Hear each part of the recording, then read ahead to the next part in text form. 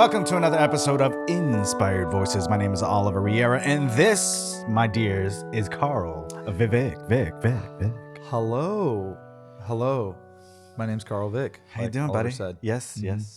Your name is Carl Vick, and you're not a junior, you're not a third. I'm not a junior or third or anything like that. Yeah. Does the Carl give you that idea? No, not at all. I am a Carl Vick the turd. Oh, shit. God damn. Is that what you got called in middle school? No, it was like much worse than that. It was it was more like elementary school, you know. Oh, you got called that in middle school? It was small dick Vick. Yeah, like fourth grade. I'm like, my dick's not small. I'm just a kid. I'm just a kid. So yeah, that because Vick, it rhymes with dick. Yeah, So. of course. The history behind dick is really weird, though, right? I didn't realize it wasn't really a curse word until like Nixon. Oh, I didn't know that. Yeah, No. it's not like always meant penis. What does it mean? It was just short for Richard. Oh, Yeah. So it was an actual name. First, Yeah, it was like and a then short, became- like Dick. Like people called each other like Dick Tracy. It wasn't Yeah. like Penis Tracy back in the day. It was like Richard Tracy. It was like, Yeah. Interesting. Okay. Isn't that weird? It's like So the then- hippies did it or something. Like a It was campaign. only that recent. Yeah, the I'm pretty hippies? sure it was that recent. Yeah, I could be making all this shit up, but I'm pretty sure. I'm pretty So sure. if it's true. anybody knows out there, just drop Yeah, it in write comments. Oliver and yell at him. Yellow. Yell at him. Oh, yell at him. Scream at him for false history. We go way back, bro. Oh I think you're the first guest that I had where I've known pretty much for a long, long time. It's not like we've hung out all those years, but No. We've hung out some, and then like as kids and stuff, and then but we saw each other like at least kind of on a weekly basis though. Yeah, Because of St. John's Baptist Church. That's right, Which was a trip. Yeah. And then, but I mean, like, I don't know. When did you start going there? You were like, it's like earliest memories for me. I mean, like, yeah, same here. and like a preschool, not preschool, but like Sunday school. Yeah, Sunday school. Yeah, We didn't it go to was- the same elementary school. No, We were didn't. the same middle. I never really asked you what elementary school you went to. Stowell. What the fuck is that? It's a horse. Some type of horse. And then I went to another horse middle school. Mustang or whatever. Oh, the Martin right. Mustang thing. It's like, why are you naming horses? and Stowell. Stough. Oh, I never heard of that. It's a Okay. fucking weird name. shit? Interesting. The GH on the end and the double vowel is just like, what? Yeah. I don't know. And Stow. Okay. Stow. Okay. Anyways, went there. And then you went to Martin Martin. Yeah. and then Broughton. Bron. Yeah. Yeah. So Wait, were you born here? Were you born in Raleigh? yeah, I was born in Raleigh. And Oh, you know what? Before we get into that, like, Yeah. why don't you tell everybody what you do? so I started a small business with my wife, Allison Vick, a little over a year ago now. Well, she had already been making macarons for a while. I was in tech sales forever, lost that job right before COVID. Yeah. Was planning on going to help Allison anyways with her macaron business because it was picking up. Yeah. And then So you guys are co-owners of Yeah, I mean, what? Little she- Blue Bakehouse. it's macaroon. Well, yeah, it's Little Blue Bakehouse now. Okay. Yeah, we co-own that. And then, so basically, COVID happened, had a kid in the middle of that as well. Oh, let's not get into the whole history of that. We'll get to that. We'll Yeah. get to that. So yeah, and then so now we run a business called Little Blue Bakehouse, and what it is, it's a shared bakery. So it's Allison making her macarons and 4 other bakers, and then we have a full retail space up front with coffee, espresso. Little Blue Bakehouse. turn a little bit. right that there. angle in there. And you can see the back of the shirt too. Oh my goodness. It's like a maze. Yeah, so we still in frame. Okay. It's a shared bakery. And the point of that is, and the reason I gave a little bit of back history there is just, obviously everyone's aware of like residential real estate and how costly it is in Raleigh now and how it keeps going up. That is no exception for commercial real estate in Raleigh and the surrounding area. So we immediately encountered, pricing for a smaller space. The idea was just to do some macarons and some coffee. but you immediately run into $65 a square foot, you know, so you're paying upwards of $6,000 a month for 200 square feet, or, you know, like, you know, my math could be wrong there, but it's just unaffordable. It's just unaffordable. And it's strange too, when you look at downtown, there's still so many empty spaces. So if you're going to like lean heavy on the whole like free market, you know, argument, it's obviously, you know, not really working. At least there's something that's it's only working for the 1%. or I guess so. I mean, like you think they would want to make more money or something, like rent the space out. Yeah, but like that's true. Who knows? I've heard so many things now. I don't even want to like speculate, but like maybe things will start adjusting over the next year or so here. You know, usually there's a lag with that kind of pricing. From the so it's just trying to stay optimistic with that, but like but yeah, and that's what kind of drove us to this shared concept. It was more of just sort of market pressures. And how long before, because like you guys looked at you're doing it yourselves, and then how long before you decided to do the shared space? So, you know, we were looking pretty like, you know, like a year about doing it ourselves, and then, you know, got to the point where we're like looking at actual pricing in these buildings and spaces in these shopping centers. And it was still, you know, and the sort of the industry standard now is you do go into a lot of debt, and you lose money for like hopefully just the first year. But really what I think a lot of times ends up happening is like, you know, like someone like, you know, a corporate location or like Starbucks, they can go in and lose money for 3 years or 4 years, you know? So it is really hard to compete with stuff like that and on your own. And then, you know, I hear like complaints from like, you know, oh, this restaurant food is too expensive, you know, like that sort of thing. In like even calling people like that greedy, you know, and it's just like, you like, please understand, those are not the people that are greedy, right? Like they know that the prices are high, but they have to charge like the bare minimum to like hopefully pay for their utilities and their rent. Yeah, it's really that rent, and that's not even them making like profit off. No, you know? Hopefully, like, hopefully you know, they make a profit. Like hopefully they're making something. And like, yeah, we were just at one of my favorite restaurant, Fine Folk. They just had their last day on Monday, so we were just there. What kind of restaurant was that? It was, you know, it was like, just like I would say like really awesome sort of diner food, home cooking, but there was also like a little bit of like a Cuban influence to it. Okay. It was really freaking good. He had like one of the best cheeseburgers I've ever had, for example. And then like a really freaking awesome pork chop. So I'm kind of mad about that. No more pork chops. No more pork chops. So let's take it back a little bit, man. I know. Sure. I mean, we've known each other for a long time.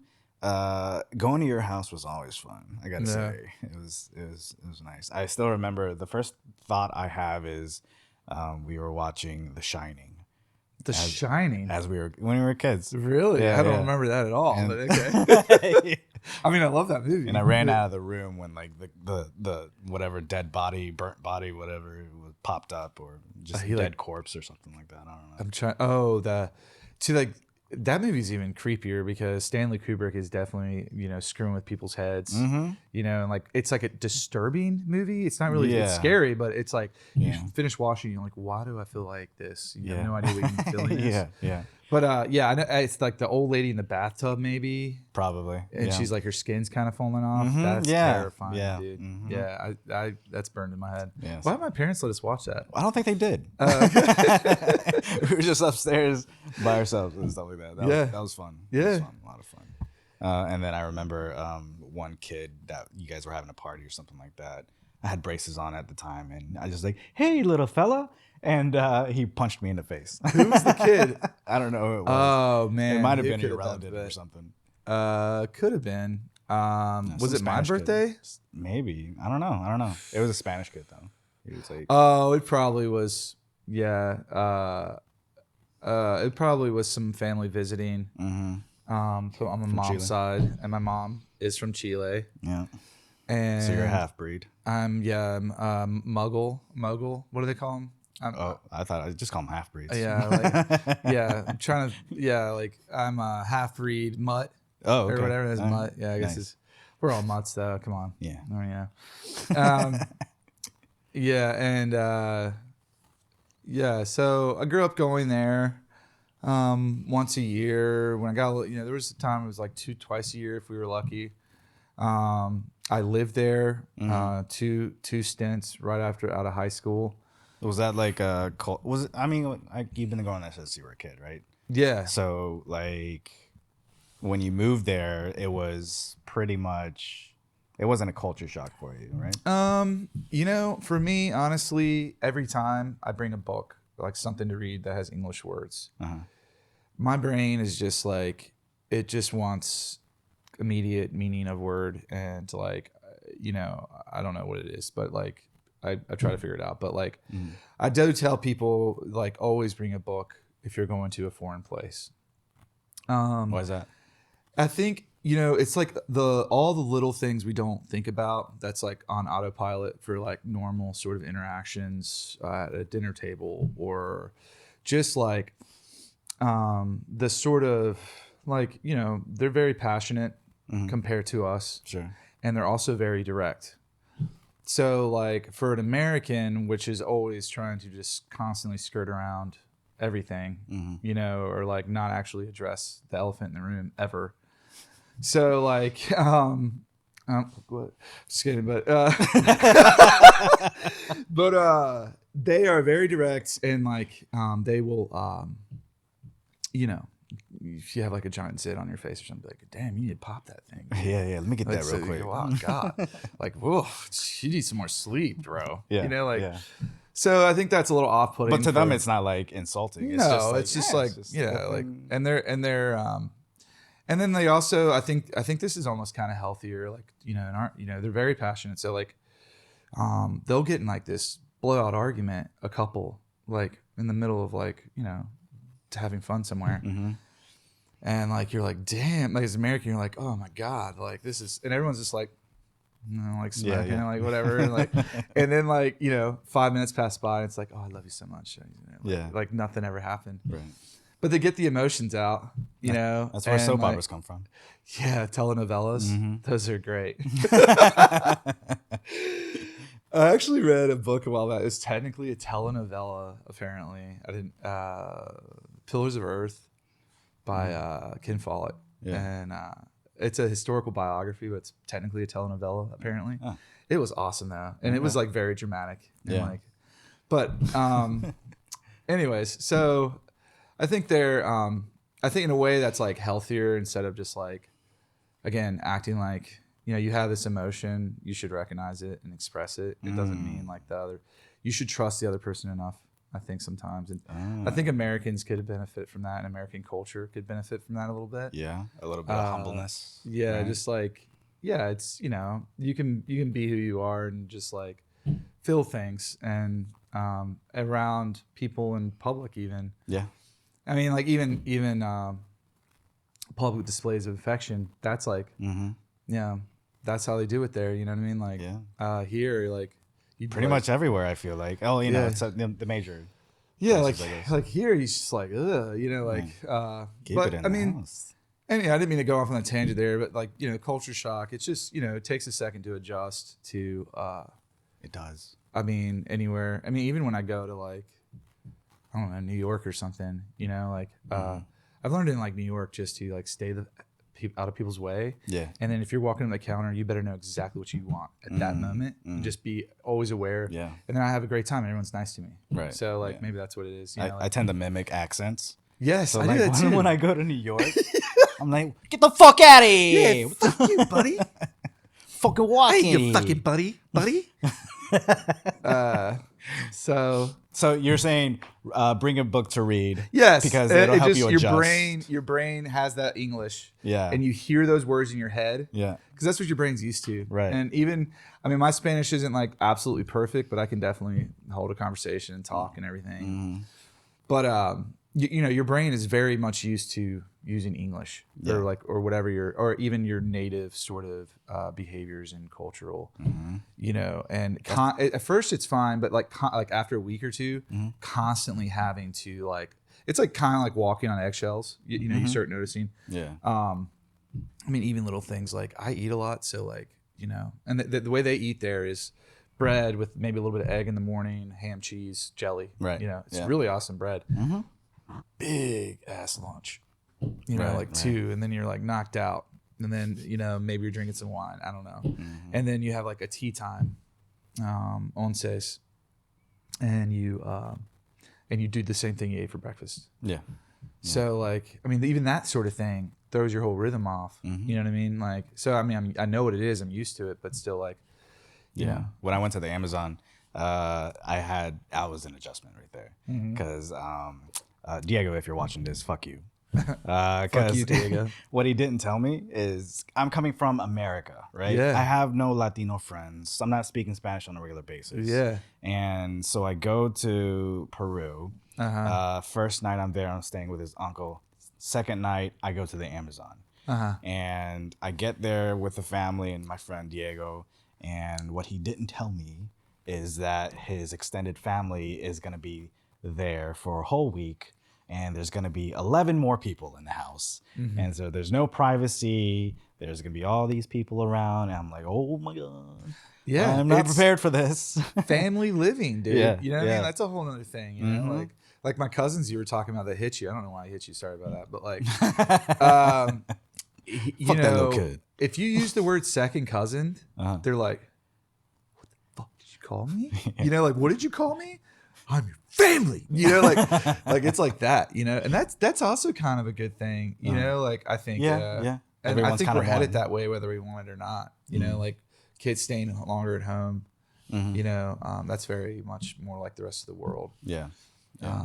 That sort of thing, there is like, it's good. It's good. And like it took me that full week to adjust too. Yeah. Like I know Spanish. I can speak more than I think. Yeah. But I was just like, yo quiero un pan. I was just stuttering, man. Everyone was looking at me. They understood. They were respectful about it because they understood. They're probably like, why doesn't he speak Spanish? The little kid was. Yeah, He's like, I don't understand what he doesn't speak in Spanish. Obviously. People don't understand that. I mean, my mom, did speak Spanish to me growing up, but it wasn't like I was like sat down. And some people that happens with, but like. Was your mom like really adamant about that? Not really. I mean, she got here when she was like 16. Oh shit. So like, about that time. So like, very young. Yeah. And like before Raleigh was a whole different world when she got here. And, I never heard her speak Spanish to you at all. Yeah, I mean, and again, like my brain isn't like good for that too. Like just like, I feel like, it's just harder for me. I mean, like I really had the way I learned was being immersed, and I was teaching English to children. Yeah. And like, that's a culture shock, like younger children. So I was teaching, it was like a lower income thing, too. So like, and that was very eye opening to just like, that's a whole other side of the culture there, I hadn't seen before too. And, but it was what kind of a culture shock was it? I mean, again, it's like the different things. Like here, we're pretty much told like, if the teacher's talking, your mouth, you better be quiet. There you can like the kids. It's expected to like they can kind of have this conversation if they want. Yeah. I don't know if it's like that. I don't know. Again, I'm like speaking in generalizations here, even about Chile. So like just want to disclaimer that like I don't know what it's like. Maybe in another school somewhere or something. But, yeah, sure. But that was very. I feel like it was very distracting, like hard. Oh, really? I had a lot of support though from other teachers when I was doing it. I had to like do some planning and stuff like that. But really, they just wanted me there to like speak with a normal, accent because so they could get an idea like that because that was the purpose, the larger purpose of this program. So yeah, that was like 6 months, 5 or 6 months of doing that. Yeah, That's half when a you year. lived there for 2 years? Yeah, it was a half a year, and then when I got out of high school, it was like another half a year, or it was like 5 months again. Oh 4 or shit, 5 you did that months. while you were in high school? No, right after high school. Right after high school? Yeah, Damn. and then did construction for a while, and then it was like, I need to go back. I need to go back to school. Construction was tough, even at that age. I couldn't imagine doing it now. Right. You know. Did you ever think about like just living in Chile for like the rest of your life? Or Yeah, something? we've definitely thought about that a lot. You know, Especially with the way things are here. and yeah, stuff like that. you can. There's lots of corners there that are just, you know, nobody cares about it either. You know, maybe some people do, but like,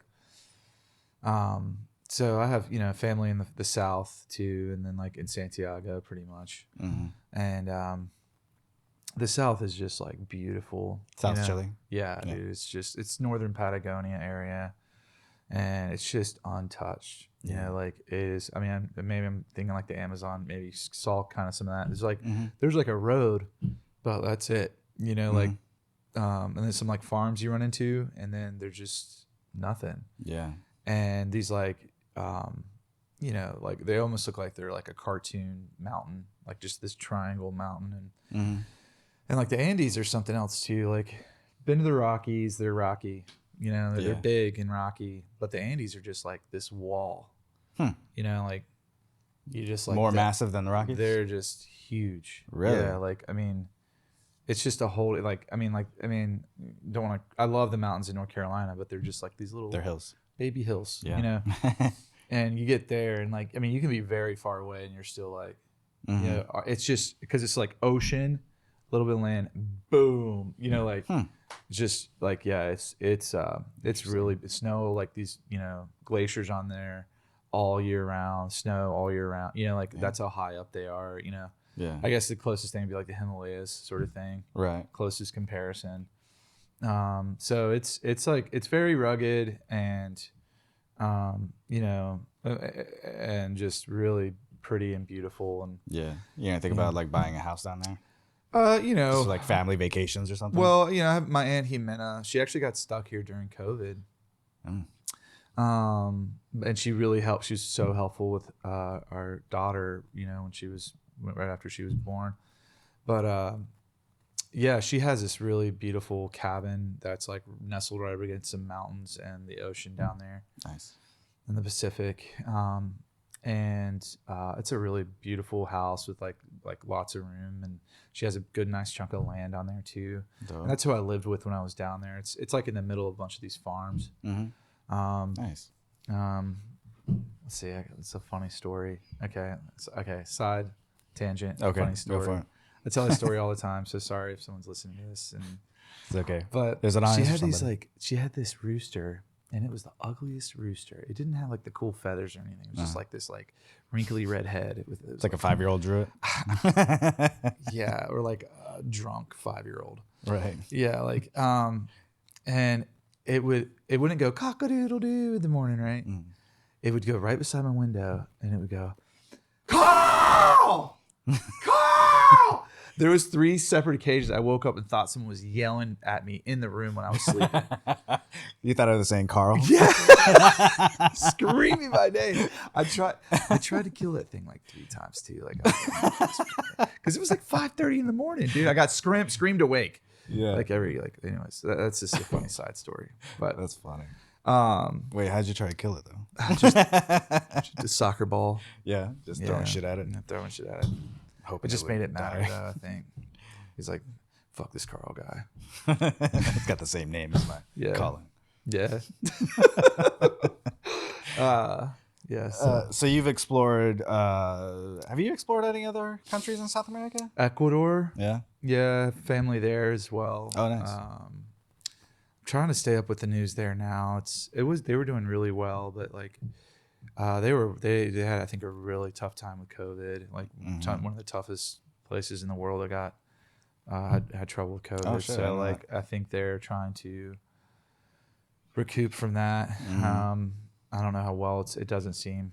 Yeah. You know, somebody, you know, a political guy just got shot again that was running, you know. Yeah. So, I mean, and then that sort of stuff happens. It just really throws the country for a loop. And Yeah. pretty much. Yeah, and, So and like, yeah, I mean, I'm all for like, progressive change, but I always hear stuff like that, or even in Chile, and other places, it's like, well, revolution, we can do it, but like you need to like look up on it a little bit first and know what you're getting into, Yeah. But maybe that's where we're headed still. I don't know, but And that's the thing about like the difference between South America and North America is that when it comes to like revolutions and like protests and stuff like that, yeah, I feel like in South America, maybe even Mexico, they just protest, they just go for it. yeah. But like in North America, like you have to have a permit and shit. Oh yeah, like what that, happens if and, you're like, set a protesting date, permits? and stuff like that. What happens if you're protesting the permit? Yeah, yeah. I want to do that. Yeah, let's do Maybe it. we should do it. Yeah. Like I'm gonna have a protest, protesting having a permit to have a protest. Two members so far. Yeah, let's do it. Just to like prove a point. Like this is free speech. Yeah. And yeah, just to be clear, like the United States is on the exact opposite spectrum of that. Like we put these people down that protest, and like we don't do any protesting here. And then we throw our hands up like, why isn't anything changing? And even in Europe they protest a lot more and stuff. What do you mean by no protests here? Because you mean like the way they do it down there? Well, even the way they do it down there, and it doesn't necessarily ever like, it got a little violent in Chile, and they were burning like I think churches and stuff for a minute.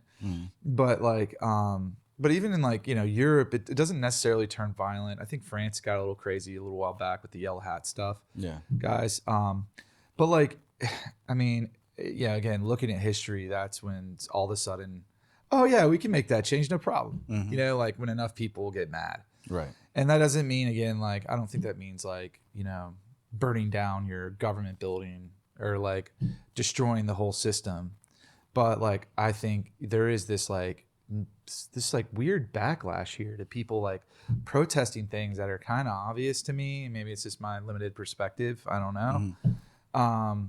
That it just seems so weird. It just seems, I don't know I don't know exactly what's causing that here.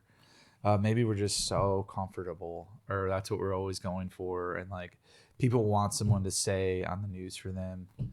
They want someone else to talk for them and do all the protesting for them. And they don't, Yeah. And I'm guilty here too, but I've done some, but like, and like Austin and stuff, but like,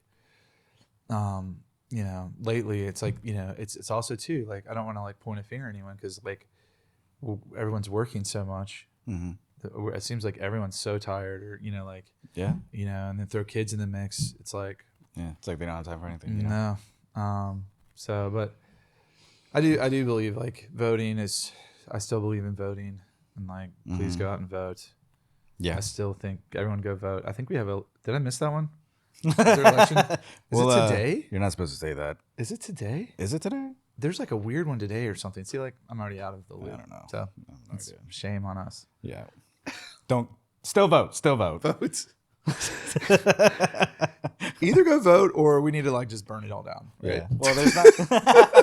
Like that's your choices, pretty much. I forget what country did that. They just like ransacked the capital and like just took it over and. Oh man, what country was that? When did that happen? Was it? Oh, I can't remember. That's funny. That's cool, man, that you traveled all these places and stuff like that. I think that's important for people to do. Yeah, I was in Spain for a while. Nice. Barcelona, that really opened my eyes. I think that was my favorite, because I did a 2-week road trip in Spain. And Spain was cool. Barcelona was dude. my favorite. I always tell people go to Spain. It's like such a like I've never been I've been to England right out of with. Do you remember Richard Brown? You knew him kind of, I think. That name sounds familiar. Yeah, he came here when he was like 12, but he's from England, and we backpacked around England. But nice. And then so I've gotten out a little bit. Yeah. How important do you think that it made you as a person?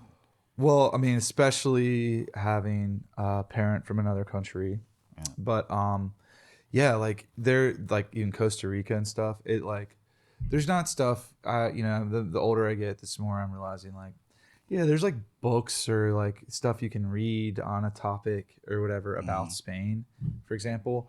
But going there and like experiencing a whole new people is completely different. Yeah. You know? I mean, I would even say Chileans, even though they have the same language, Chileans have more in common with Americans than the Spaniards and like Barcelona especially have with the Chileans, even though they're, you know. Yeah. So yeah, it was very eye-opening, you know, in Barcelona. Like, I remember getting off the bus. I didn't realize how, like, I'm from North Carolina. Yeah. You know, still, like, I grew up even going to Chile and seeing these other countries. They were still more conservative than maybe Barcelona. I get off the bus, and we're in, like, the middle of Ramblas. Yeah.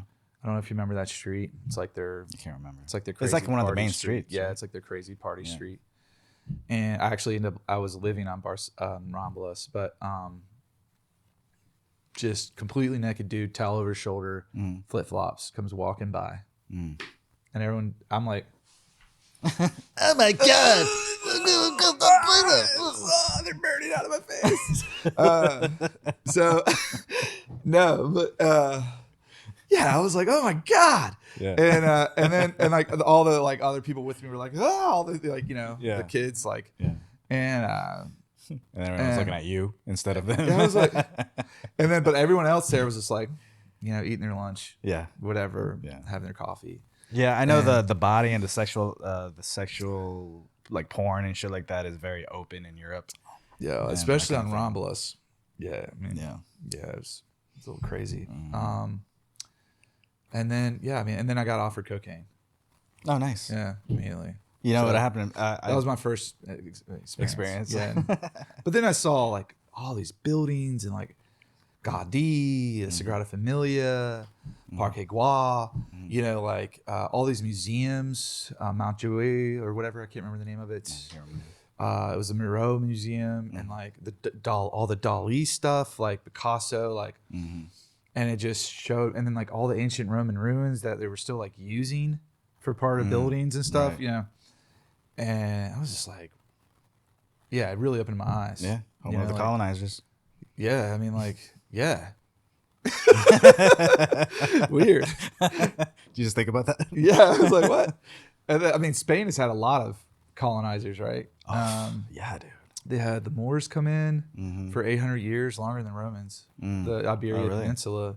I took a big class on that when I was there. Yeah. So, yeah, I mean, that's a whole interesting. That's why, you know, you have all these, like, that was another cool thing. All look like old mosque and stuff. Yeah. Man, those are like just like so cool. Like, yeah, it's kind of interesting to see all that old stuff because you don't see that here because it's South America, you know. No. They destroyed all the native stuff pretty much, yeah. so you don't really see it. In South America, when I went to the Amazon, that shit's normal. Like, that you walk across ruins and stuff that's like ancient stones that have carvings in them and stuff like that. Yeah, but like nobody's like going in. Oh, stop. Yeah, we have to stop and dig. Right? There's none of that. There's just it's just part of the world. The grounds, you know? It's been there forever. What do you mean? The jungle just ate it up. That's all. Yeah, cool. I mean, there's probably so much crap in there. So much. Yeah, I mean, like, yeah, it's wild, dude. Like, that was like an eye-opening thing, you know, like, and it really made me like sit back and go, okay, you know, what's my place in history here? What, you know, where do I come from? You know, how do you start to answer that? that's like, seems like a tough. I mean, like it has to get broader and broader, probably, right? And like, I think the answer, and maybe this is because of having a parent from here and a parent from there, and just, but it's, you know, human, whatever that means. Yeah, you know, I think it really does make me like. And then like, I mean, I love the science, all the new science behind that, and like with they mapped the human genome, and now they can kind of see like how everyone is sort of related and like stuff like that, and how much like, you know, how much like apparently people back in the day were just like, you know, getting it on from all over the different places, you know, like orgies were a regular thing. I don't know if I was meaning orgies, but okay, but probably so too. That's the first thing I thought. Okay, well, that's if that's the way you like to swing. Yeah, you know? Yeah. I don't. That's funny. But I think experiencing all these different cultures in the world definitely could make you a better human. Oh And yeah, I feel like it's a better experience than just going to college just to experience college, not something specific. You know what I mean? yeah. I think yeah. I mean, like even in college, you're just again surrounded by people, like more people, maybe a little bit more variety. Yeah. I just don't. Yeah, you can't really understand the box you're in until you leave it. Mm-hmm. Yeah. And the culture shock, right? That's part of it. Yeah. Because all of a sudden, I really do believe like you are who you are in relations to other people in your life, and so when you leave that box of those people, it's like, I mean, and yeah, It humbles you. It humbles you. It like You gain more confidence that way because you have to survive. You know?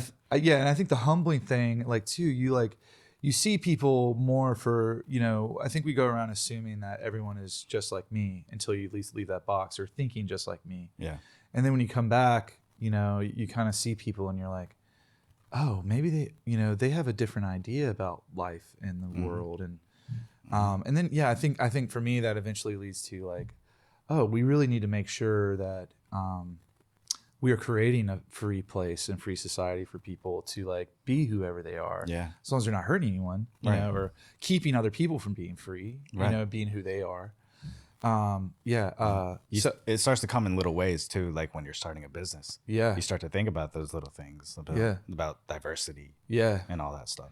Yeah. And in a much more practical sense too, like what that actually means and what that means in a day-to-day life for people in this country to like work, like making money, making a living, especially like the farm workers coming from South America and Central America and stuff like that. Yeah, man, that's been sticky lately.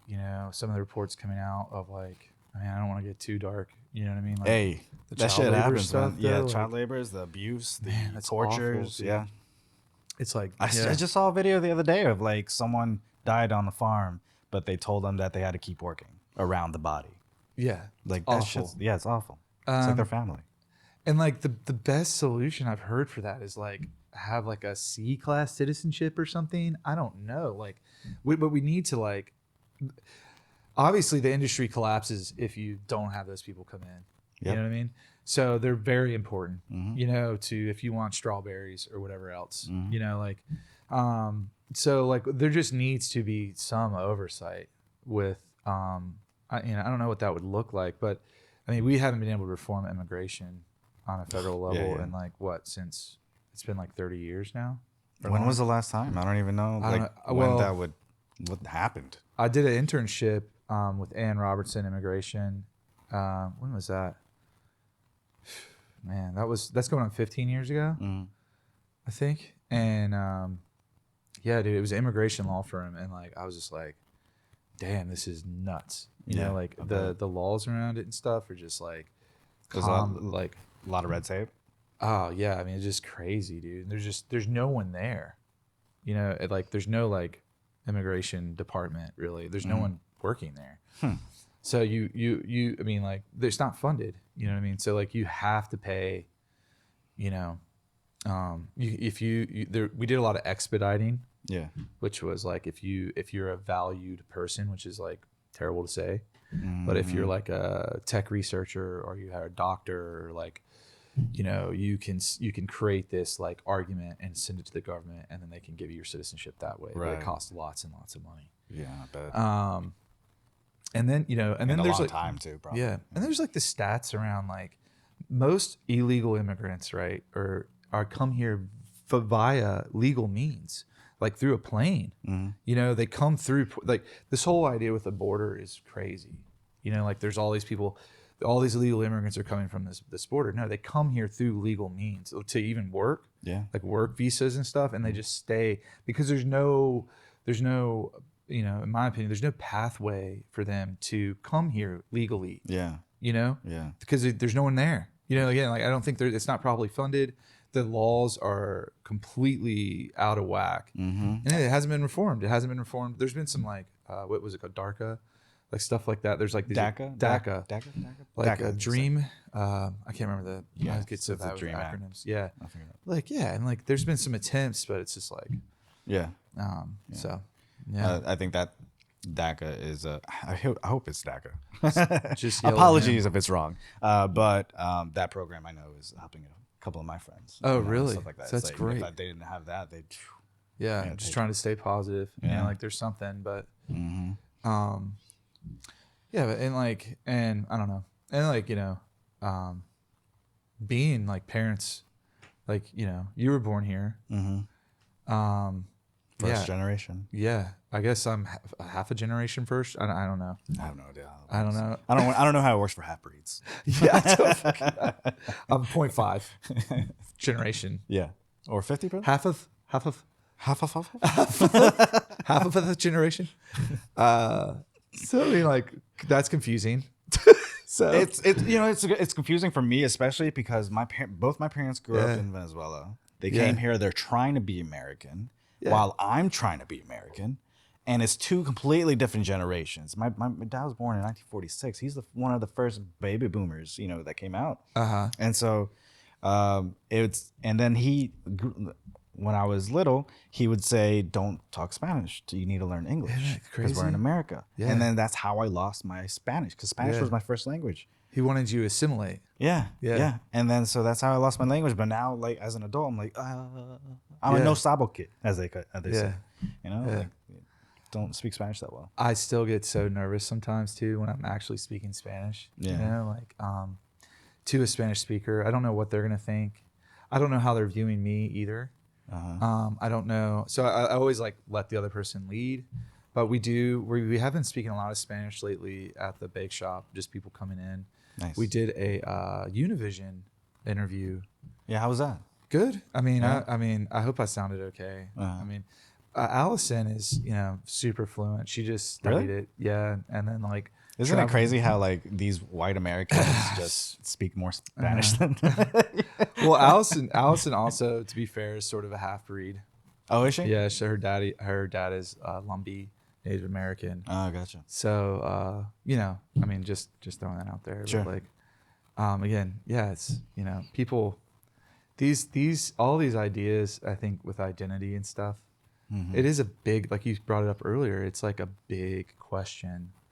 And I think we're always kind of trying to figure that out. Like so we latch onto these like simple concepts that don't really properly define who we are as like human beings. Like, like a color, you know what I mean? Like, or some like religion that, people either like sort of believe in and they go to church or something, or they like really believe in it. It's like literally believe in it, like, I don't know. Yeah. And I think those things come from,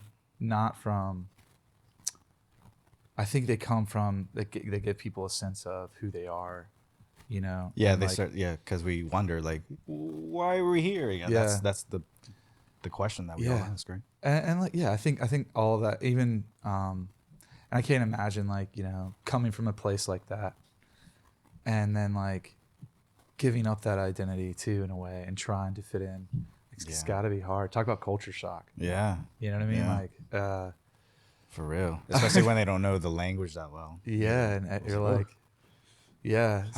how do you do it? Yeah, I try to be as sensitive as possible, and I think I'm to people that are learning too. It's like that's another thing. I think the big hurdle for me when I was getting when I was immersed in it was just like giving up that pride and like you have to humble yourself again. Yeah, and like. You just have to laugh off so much stuff like once you're able to do that after a week or two and people kind of laugh at you, but it's it's always like it's never like ill intended except for like that one or two guys, but sure I always like in situations like that I always call myself out. Just call it out like, oh yeah, I'm struggling with my Spanish, all that stuff. It just helps out. So and then you just like kind of relax. It's like stress off your shoulders.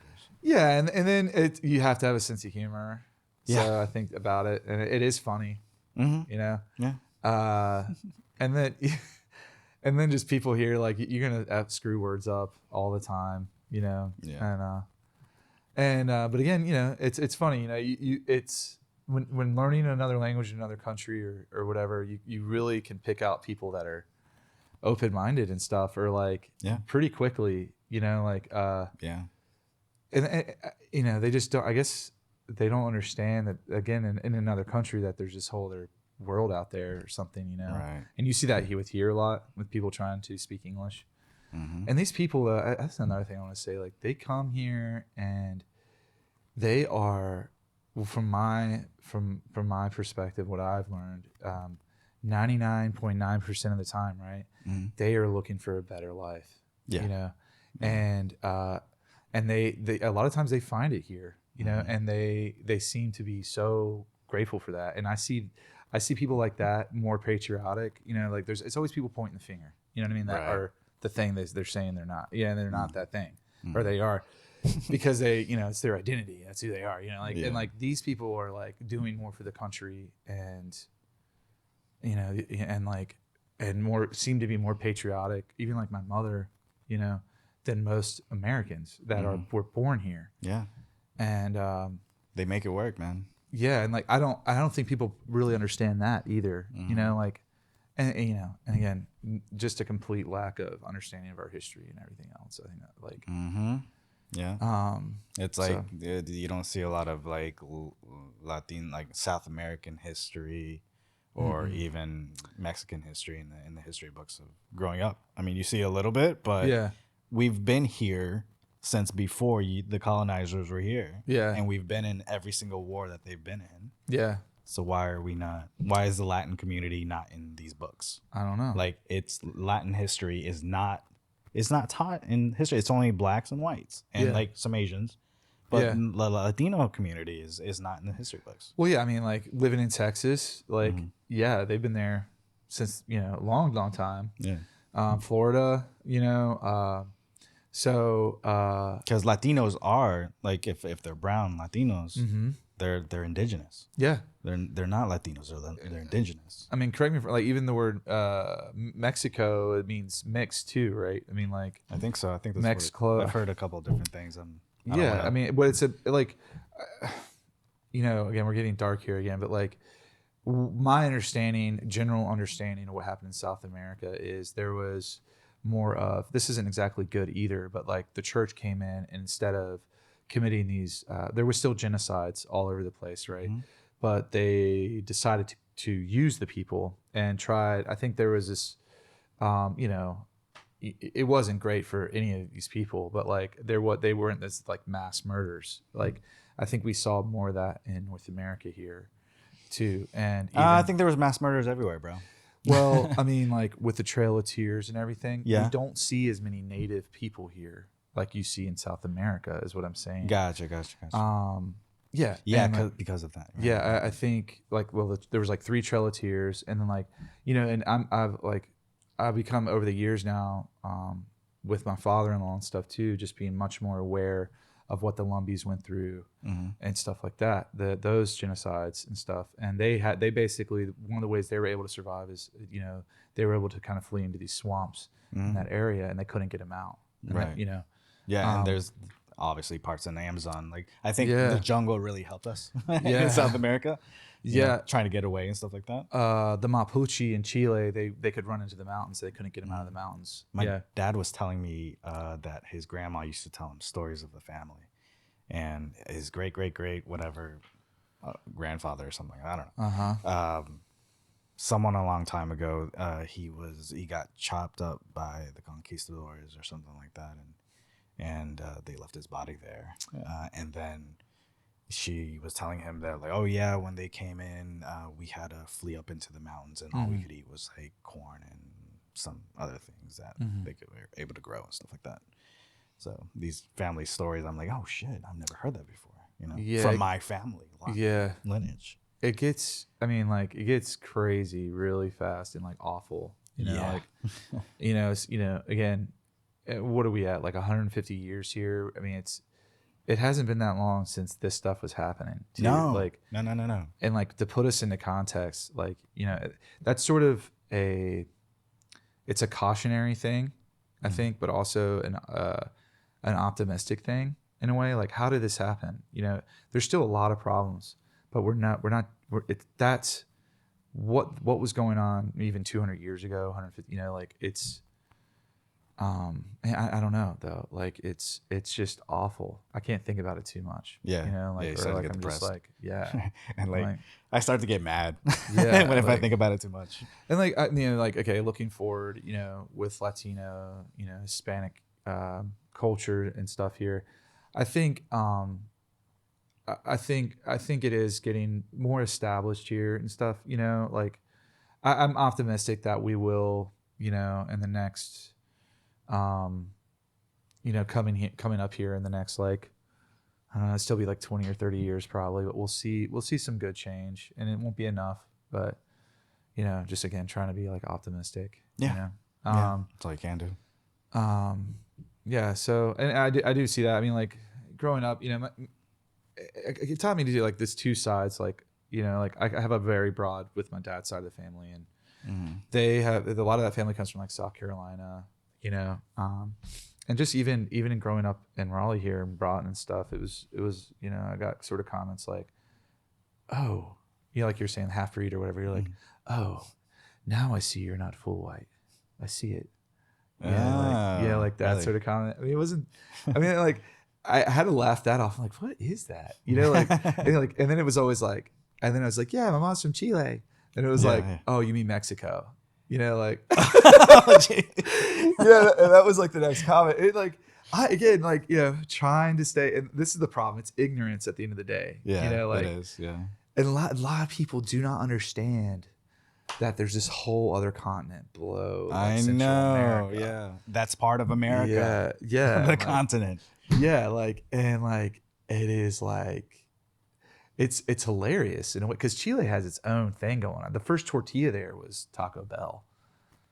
Really? Yeah, they don't have tortillas. Or yeah, like, that's true. My friend in like, Peru had his first taco here. Yeah, and like, so you tell people that, and I can see in their faces, they're like, yeah, right. You know, he's like, he's just trying to trick me. Yeah, like he's exaggerating. Yeah. It's like, no, dude, like they, you know, they have really good seafood in Chile and stuff, being on the coast there, but like it's kind of meat and potatoes, man. You know, a little bit of salt. Fucking potatoes, bro. When I went to the Amazon, I got sick of potatoes. And then bet, I looked it dude. up, and I didn't know there was like 40,000, 60,000 different types of potatoes. Oh, yeah, they all came out of there. Holy the shit. yams. Yeah, and like, yeah. Oh yeah. What did I learn about Mexico recently? All the peppers, even like the ones they use in China and stuff, came out of Mexico. Oh, Aztecs. Really? No idea. oh, Isn't that interesting? There was like one native one, I think, in India, yeah. and but yeah, all these peppers we have, Aztecs. Yeah. You know what I mean? And what it was like, because you hear about the spice trade and how the wars fought over that, and like all the people that died over fucking pepper. Yeah. You know, like, but the pepper, if you got a seed, you could grow it, right? So it really spread super fast with, you know, like people that were more like peasants and stuff, because they could never afford the spices, but they could get a seed, and then all of a sudden they have all these peppers in their backyard that they could cook with. Yeah. You know, so like, that's really interesting, right? Yeah. Yeah. There's a lot of stuff like that, right? Yeah, I could send you that link chocolate. for that. Yeah, chocolate, like tomatoes. Like, what were the Italians eating before the tomatoes came over? Nothing. Right? Like just bread? Just carbs. All carbs. carbs. Beets? I don't know. Like, so, or like even the Irish, what were they eating? The potato, because potato came from like the Amazon, or it came from the New World. I know it came from the New World somewhere. Yeah, it came from the Amazon. Yeah. It came And from like, Amazon. what were Irish people eating in like Scotland? That's all they eat, you know, like I'm sure some Irish people were like, I'm gonna kill you. Yeah, you know, the like, ignorance that I'm hearing. I'm still a very ignorant person, just also about many things. I'm not saying, I feel like everybody is to a certain point, just because we don't know everything. So we try and create those answers for ourselves. Yeah. And we come up with these concepts that are, you know, we settle on, but that don't really fully explain, you know. But you have to, like, it's almost like you have to decide at a certain point to stop, like, overthinking, for me at least, or whatever. But I think, I honestly though, like, maybe what are we gonna, just like doubt in general, and this ties back into what we were talking about earlier about like even religion, or even like, you know, politics, or I think, you know, people run away from doubt, and we're terrified of it, and like about ourselves, about the world. Yeah. Because it's like it's a very scary thought that we're so small in this huge place with billions of people in it. Yeah. I think the thing that we have to remember is that, I mean, obviously, believe what you want to believe, but at the end of the day, we're just here to experience life. I think so. I think it's about experiencing life. Yeah. As long as you're not hurting anybody or hurting anybody's process. Yeah. Then experience their experience of have it. fun. Yeah. Have fun with it. And I think maybe like growth. Maybe it causes growth, creation. In there. Yeah. And yeah, I definitely agree with that. And I think with growth and creation and all those things have in common is happiness. All those things have love in it. So as long as you can, boil it down to love, happiness, gratitude, then I think you're all set. I think so too. Good things will happen in life. Yeah, and again, I think we just need to have like further conversations on stuff like, what does it mean to be grateful? And even though there isn't this like solid 1 + 1 = 2 answer, like empirical scientific answer, these things are actually, these subjective things are actually, in our day-to-day lives, way more important than anything objective, really. Like, cool, there's 10,000 leaves on that tree out there, right? Oh, no, wait, there's 10,001. Thanks, science. I mean, it's really important. Yeah. But like, does that give me deeper insight into love? Or like, will science be able, and even if science was able to answer that question, this is the chemical equation of love. Here you go. This is a big sheet of paper printed out. Yeah. And even if you could understand it, does that really change anything about your experience of it? Right. The experience you're looking at is a bunch of numbers and symbols. To me, it's like, I'm not trying to like preach dualism or anything. Maybe this is what stuck with me from St. John's Baptist Church. I can't get it out of my head. Right. But like, it is, there is this like, we need to, I think in general, we need to like step back and, humble ourselves to our own experience. And I think a lot of these things are experiences like love, instead of these words or these absolute, or like, I think the big one is like maybe happiness. We're like obsessed with it, or like there is no like hard definition of happiness. What do you think happiness is? Positive vibes. Is that like sorry, I'm gonna go for it. Yeah. But is that like a wave inside of you? What is that? Is it a gooey feeling? It's an energy. It's an energy, like like electricity. Like yes. Okay. You see, like, what was that? 3 questions. Yeah. I mean, we know what it is. I know what it like subjectively, right? Right. But like 3 questions in, it's like there's no like, we have this word for it, but like everyone has their own definition. Yeah, their own experience. Their own experience. Yeah. Yeah. So and I don't necessarily think life is all about being happy 100% of the time either. Right. Yeah, that's true. Yeah. That's very true. And I think that's unhealthy. That's very unhealthy. Yeah. Like you have to have those roller coasters in there. Yeah. And be okay with it. Yeah, dude. I love roller coaster. I haven't been on one in a long time now. I've never been on one. You're at this age, your neck would probably just like crack. Yeah. Yeah. And I'm like, oh my God. And my back's already going and my foot's going and yeah, it's not good. it's just generally this area, and then like right, just not sleeping. So there you go. Insomnia. That's all. Insomnia. It's all good. But I'm okay with it. Yeah, I'm okay with it. But I mean, at the very least, just keep in mind that the happiness you're like, if someone is searching for that, it's I hate this like cliche thing, but it's inside of you. But in the way I mean that is like it is a subjective concept. It is not. People have been trying to figure out what happiness is. I don't know, 8,000 years now, 6,000 years, like Buddhism, like you name it. Yeah. I think in order to get there, the one thing that it starts from is gratitude. I think so. I think that's a big part of it. And but another side of that is honesty and truth and awareness. Yeah. And like, honesty with yourself, and that doesn't feel good all the time. No, that's not happy. No. People don't want to hear the truth. It's not. Yeah, no. Especially yourself, right? You know, like telling yourself that. But I think happiness. It's not a goal. It's more of like a consequence of like yeah, reaching these sort of things, like, you know, these sort of like truths about yourself or honesty about yourself, and then or you know, maybe it's having meaning and purpose, and then I feel like happiness comes out of that. Yeah, it's like it's the answer to that. Yeah, it's the result. Result. Yeah. I don't think it's. I think again, that's a good way to put it. Yeah, I don't think it's like this thing you obtain and quantify, and, you know, like put in a box. Right. You know, and like take it out when you want. No, it doesn't. I don't think that works that way. Yeah, I don't think it works that way. Yeah. So, yeah, that makes sense. Yeah, or even define in a very strict manner, like a very empirical manner. Right. You know. Anyways. Yeah. Are you happy? I think so. I mean, like, what's happiness to you? No. Sure. I busted you with that one. I just told you. Oh, okay. It's finding meaning. Okay, gotcha. That's the result of finding meaning. The result of finding meaning. Yeah, the fulfillment of maybe that's it. I already feel like that's wrong. Yeah, but yeah, I mean, there's no clear answer to anything.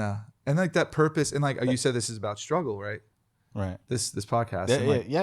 Well, you know, naming your struggle. Yeah, and like we're very high level picture here, right? But like the struggle of it, like you find meaning in that. Yeah. Right. Yeah. I think, and then that's what hopefully will result in happiness for you, or maybe some sort of. It's how you deal with the struggles that make a difference. Yeah. Yeah. Are you gonna let it eat you up or not? And sometimes if it does eat you up, that's okay.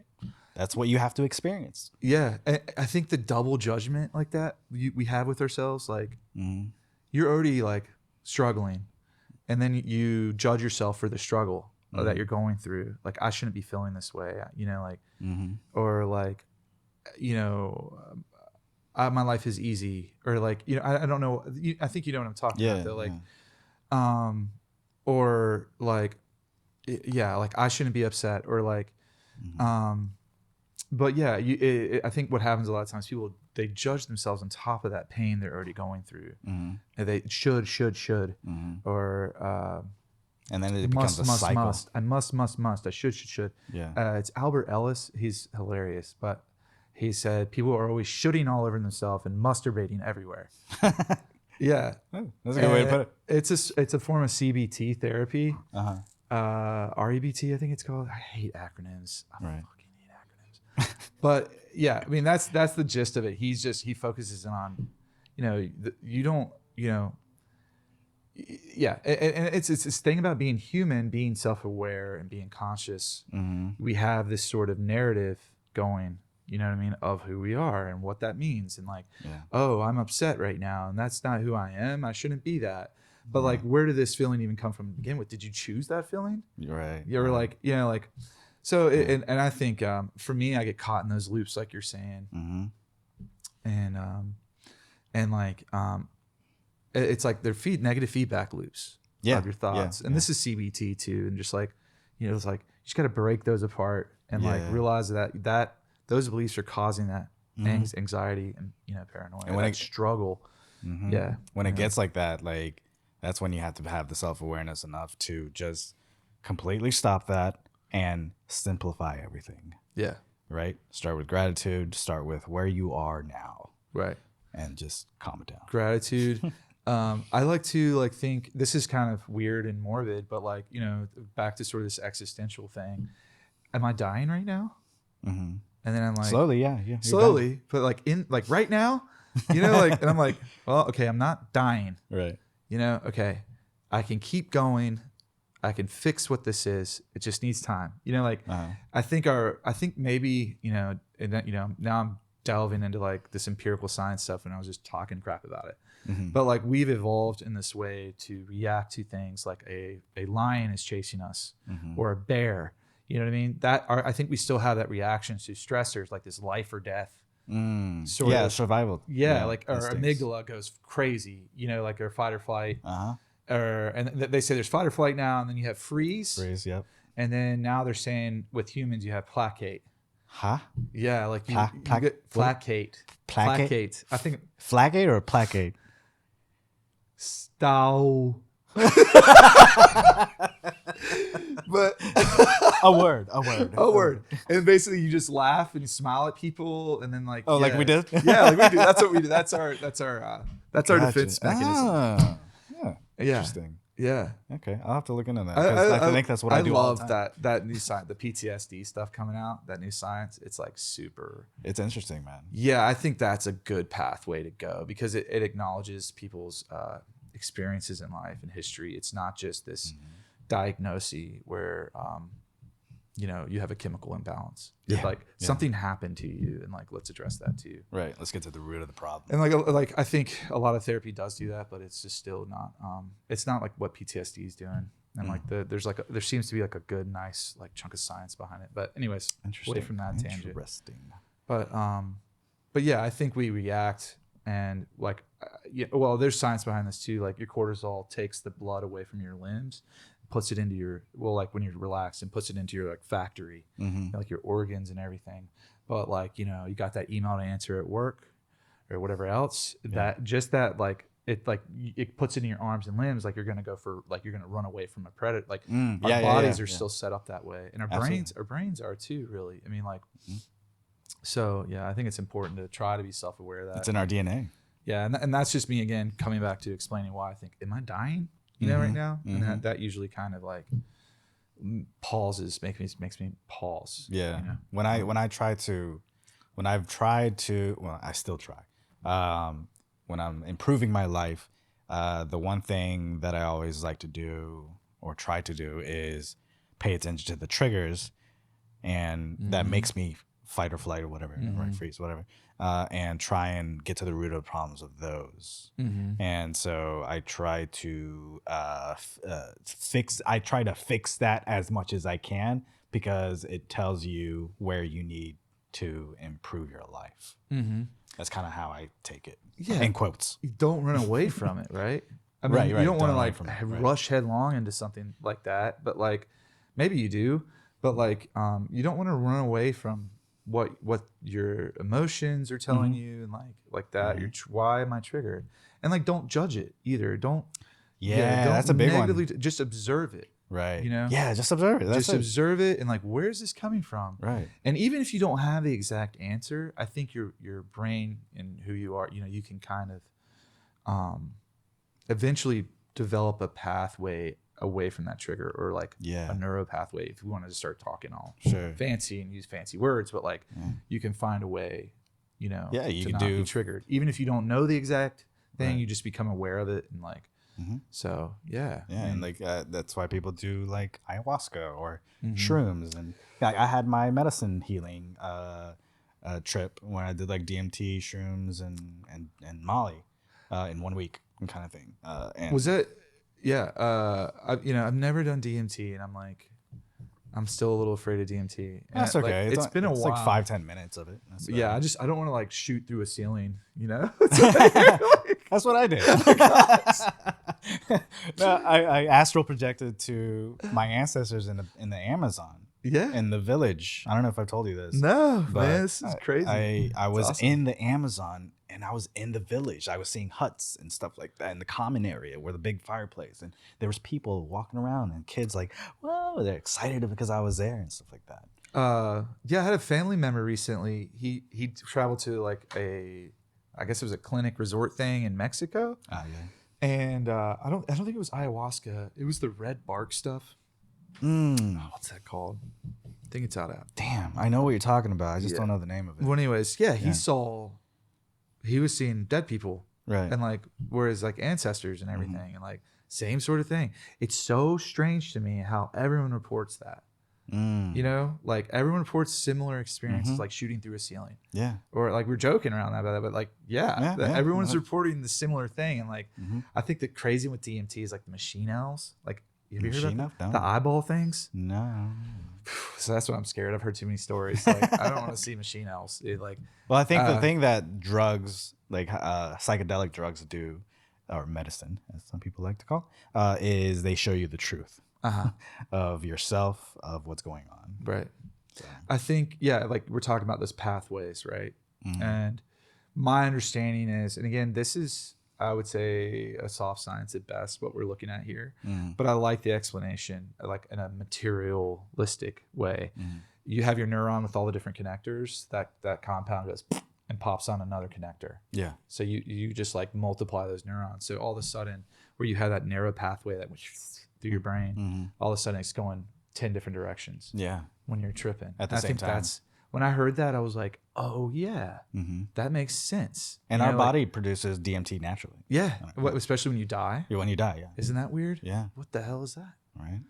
Man, there's a lot of questions. It's our soul exiting our bodies, man. I don't know. You know, talking about struggle, you know, one time I took way too much, you know, and but it was good for me in the end. You know, it destroyed my your ego. I don't want to say ego because sometimes I wonder, but I guess that's the word people use. But it was like my defense mechanisms. Maybe like all those were gone. Yeah, all the walls were down. Yeah, and I could see myself, and I didn't like what I saw really. Yeah, show you the truth. Yeah, and that was a long time ago. I was still in school, and I think that pushed me onto a path though. Better path. I think doing psychedelics with someone who is with you who is a trained professional, you know, is a good idea for everybody to do. Yeah, so I took that as long as they're adults. I took a bunch of it at a party with another friend, right? And there was all these people not also partaking. So that was a bad idea. Yeah, I wasn't out. I was trying to get outside in nature, but then I was like, these trees are talking, you know, it's too bright. And then I went and shut myself in a room. Right. That was a really bad idea. And I was like, I'll calm down and watch TV. Yeah. On a Friday night back in the day, it was just all murder. And I was just like, oh God, you know, it was psilocybin. So it wasn't anything great, but the walls were it was just this wave. Yeah. So, you know, it's not a toy. It's not a toy. No, but it's very a medicine helpful for a reason. And people have been quiet about lately, but I hope that doesn't die away. I don't think it's going to die away. I don't think it's ever going to I think capitalism's behind it now. You know, I'm a little worried about that. A little bit, yeah. They're gonna find a way to put it in a pill. You know what I mean?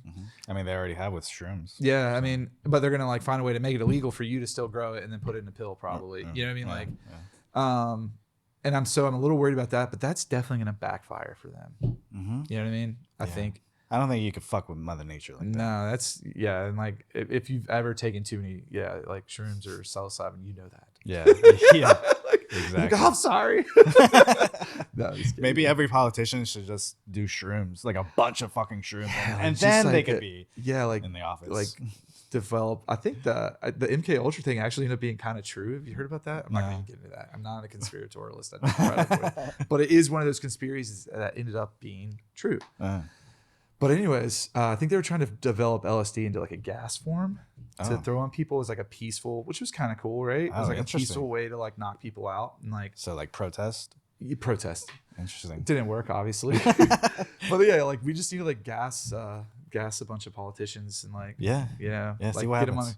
I don't think that's a good idea. I think it's a terrible idea. It's gonna be orgies. I don't think it worked out. I don't think it worked out with the CIA back in the day either. Yeah. So let's get back a little bit to Blue Bakery. Okay. The Blue Little Blue Bake. I always just say Little Blue House. That's what I say. Blue Stall.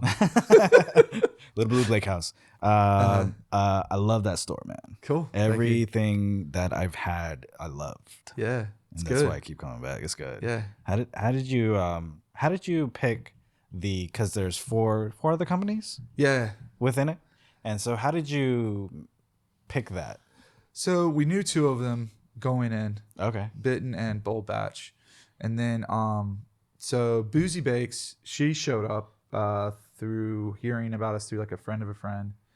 And then we had one turnover. We had Sunny Bakes, and the year we hit a year at the end of August, beginning of September. So Sonia she had a baby. Nice. So and now we have Eat Sweets or Pete's, and once we got started, we have a wait list. So Really, I didn't know that. Okay. Yeah, so it's but you know, if people are listening to this and are interested, it is not first come first serve. You know, so don't worry if you know, we have to like, you know, we don't want, honestly, this isn't a requirement, but we do want to see people that have already been some sort of business going. Mm-hmm. That doesn't mean necessarily like they have to have a huge catering operation. Right. You know, right, it right. just means like they have their federal identification of the FEIN. Yeah, they get the basics done. Yeah, they have like they have like maybe a website where people can kind of order stuff from them. Mm-hmm. Or they've been doing markets, maybe like pop-up markets, Mm-hmm. where they have some sort of idea of, you know, baking in higher quantity and like, Mm-hmm. and really love seeing, you know, if they've already been to another kitchen, you know, commercial kitchen, maybe some experience there. So just so they know they have a better idea what to expect when they come into the space. Yeah, that's important. You know, and then obviously the product, you know, we have to be kind of selective on, make sure that a potential candidate's products fits with everyone else's as well. Gotcha. You know, like if they have a specialty, make sure someone else doesn't have that specialty. Like we don't want two ice cream people or two macaron people. That makes sense. That sort of thing. Yeah, I love the variety that you guys have with it. It is a lot of variety. It's a lot of sugar. Of course. You know, it's great. It's a bakehouse, right? Yeah, we have a lot more kids than I was expecting that come in, and you know, like with their parents and stuff. And the movie theater, Alamo Draft House, we're right beside that. That definitely keeps us going. They bring in so many people, and they're awesome. I didn't realize how many people go there. Dude, the like, parking lot's filled. I'm like, what's going on? Is there a festival? No, the whole parking lot fills up, and then back behind. I didn't know there was like, behind. Well, no, there isn't. It's like they park by the dumpsters. Oh, like, damn. Alamo Draft House is awesome. It, you know, if you've been recently during COVID and stuff, just give it another try. Like, and if you really like movies, they actually care. Mm-hmm. They're like their own little cult thing in themselves. Yeah, it's, you know, like it's pretty dope. Yeah. They get even the bar area. Yeah, the bar is cool. They go the extra mile. It's not like you walk into an AMC now and it feels like you're in a gas station. You know what I mean? It really does. Mm-hmm. Like the seats are like squeaky. I don't know. The seats have gotten a little nicer. Sticky floors. They're just like weird cutouts, like trying to sell you stuff. Yeah, you know, like at a gas station. Like right. You got it's usually like the Bud Light guy or something. I don't know. Right. But like, yeah, they don't do stuff like that. You don't like go in and like watch commercials for 30 minutes before the movie starts. Mm-hmm. You see trailers on, you know, but like, but you don't. They play relevant stuff, like, you know, little YouTube skits that people made, and like, towards the movie you're seeing usually. No, that little shopping center there. Like, how did you find that place? Well, we moved right there. We've lived nearby there. Okay, gotcha. But on the other side of Pool Road there, part of it, again, Alamo Draft House. So in Austin, Texas, we live beside the first one. I've said this so many times to people, because Sure. And we got to see that whole area we lived in Austin just explode. People from LA started moving in, and that, instead of demolishing that theater, though, they built around it. It's hilarious. Like, it was this like crazy parking lot, you know, and like they moved into some like old like warehouse sort of grocery store thing. Sure. Like they did here. That was the old Winn-Dixie. So when we saw Alamo open up, and we knew by serendipitously, that's a word. Yeah. They opened up kind of right when we moved back, or shortly before we moved back here. And we saw them, and we were like, maybe Alamo knows something we don't. So that was always in the back of our head, you know, like, and so yeah. So I mean, you just knew it was a good spot because the Alamo, like, and I think that thought has paid off. Yeah. Yeah. I mean, even there's so many empty spots around the Alamo and stuff too still, and like, so we're still working on getting those filled. Hopefully we'll have something even beside us filled pretty soon here. Yeah. Hopefully it like complements, kind of all the other shops there too. Yeah, I mean, you don't. I mean, you have the vet beside us, which is a nice vet, Mm. Oakhart Vet, Mm. and then us, and then the Alamo Draft House, and then it's actually a Hispanic tienda, and There's a then tienda there? yeah, I didn't know that. and then a chiropractor. Okay. There used to be a dentist, you know, and the rest of the shop. There's Frank's Pizza up on the second level. It's delicious pizza. It's like some of the best in Raleigh. Right. But yeah, it's still struggling in the shopping center, and like just doing all I can to like you know fill those spaces. You guys are doing good though. Like you're you know what I thought about one time? I was like, you guys are making history. I think you guys are making history. I don't think you realize that now. I'm afraid but I think of you guys are history. making history. I mean, we've already talked about Hey, some as long as history so far. as long as your intention's good, you know. you're fine. No, but I think you are. I think you're creating that history for people that go there. Well, yeah. And the hope is, I don't know what's going to happen. And again, trying to stay open-minded. I want people to go open up their own retail, right? That's the goal. That these people can get a footing and go and do their own thing. But maybe this is sort of a pay it forward thing. You know what I mean? Yeah. Maybe they go and open up another like sort of shared bakery, and then interesting. That happens again and again and again. Yeah. You know, and because like the small business owners, like the entrepreneurs, man, like we kind of stick together. Yeah, we have to help each other out. Well, like even like Union Special, you know, they're technically our competition, but I'm so glad like Andrew Olm over there, he realizes like, again, when I was talking about like corporate Starbucks and like, we can't compete with that alone. Right. You know, or figuring out the laws with the city or, you know, we can't compete that, you know, like, and like, we have to help each other. And I think the people that realize that are going to be the people that are going to be able to stick around. Yeah. Hopefully, you know, and just, so yeah, I would love to, if that's how history is made, that in that way where it creates these sort of shared places. And you see other things, you know, happening sort of like in this regard. So, but I am still a little nervous. I don't have anything really to compare it to. People say there's a place in DC that's like the Bakehouse, but you know, when I first typed it in the internet, there was a house in Kentucky maybe that was kind of doing the same thing, but it was a house. Yeah. So I like it, dude. It's good, dude. Yeah, it's good. No, I'm just not talking about the food. I'm talking about like the whole environment. Yeah. The whole concept of everything. Yeah. Like that, if you play into the concept, especially like the fact that you have other business within inside it, like that's like, oh, I definitely want to support that. Yeah. You know, that kind of thing. And again, like I wish I could like, yeah, I'm not like the people there and also, you know, believing in that concept and sharing that space. You know, that's a two-way streak, right? Like they can't, like I have to really believe in them too. And like, you know, and this is very much an experiment still. I feel like we're moving out of that phase a little bit. But yeah, I hope we can keep it going. And like, I really want to see another business created out of this. I'm so sick of the same thing everywhere. Yeah. Do you want to talk about culture? You know what I mean? What culture do we have here? Right. Where are we going with this culture? You know, it's just corporate culture. Yeah, there's nothing. It's the same crap everywhere you go. Yeah. Like Olive Garden, you know, like what? You know, like how is Red Lobster still in business? You know what I mean? I'm sorry if you really like Red Lobster. I'm really apologize. I like the biscuits. You can only eat 2 of those things before you're like it clogs your guts up though. And you're like, you know, you're right. Yeah. But better decisions. I get it. But I mean, even those places are just like a really fancy fast food. They, you know, I don't know if you've worked or have friends that have worked at like Olive Gardens or anything. No. They have these frozen little like blocks, and you just throw it in a pan. Yeah. And they just warm it up and throw it in a nice plate. I mean, like it's like a step above McDonald's, but it's still the same idea. Right. You know, and we don't want that. Go spend the extra $2. You know, get something that's made from scratch at the local restaurant. Yeah. You know, I mean, I know it's more expensive, but like. It's worth it though. Yeah, and just like and like that I think that's a way we build culture here and like build community. Yeah, I mean that's really what we're talking about. People together. Yeah, we have to come together in order for something to change. Yeah, and like how do we do that?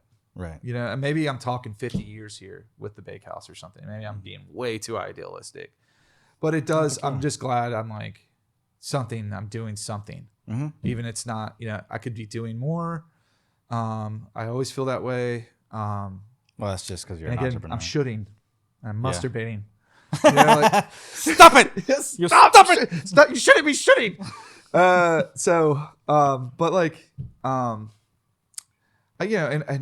think though, like, until people start really voting and we can get these laws and change, I think there is this sort of shift going on and people are wising up a little bit.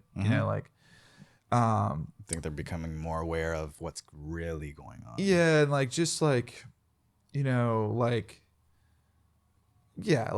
great, I got this raise, but the inflation just canceled that out. Right. It's funny how that happened. I don't know. That's a whole nother hour of talking. You know what I mean? Like, right. But it's. But I think what you're doing at the bakehouse is definitely a good thing. I think there definitely needs to be more of that. Right. And who knows, man? Maybe 5 years down the road, you guys open up another one. Yeah, or hopefully sooner. Hopefully sooner. Yeah. They say like within the first 5 years, you're still like a baby or a toddler, something like that. And then after that, you become like established. So those are scary statistics. The first year, 50% close. Like, I don't know about how that goes with cafes. Again, this is something kind of different. Restaurants, I know.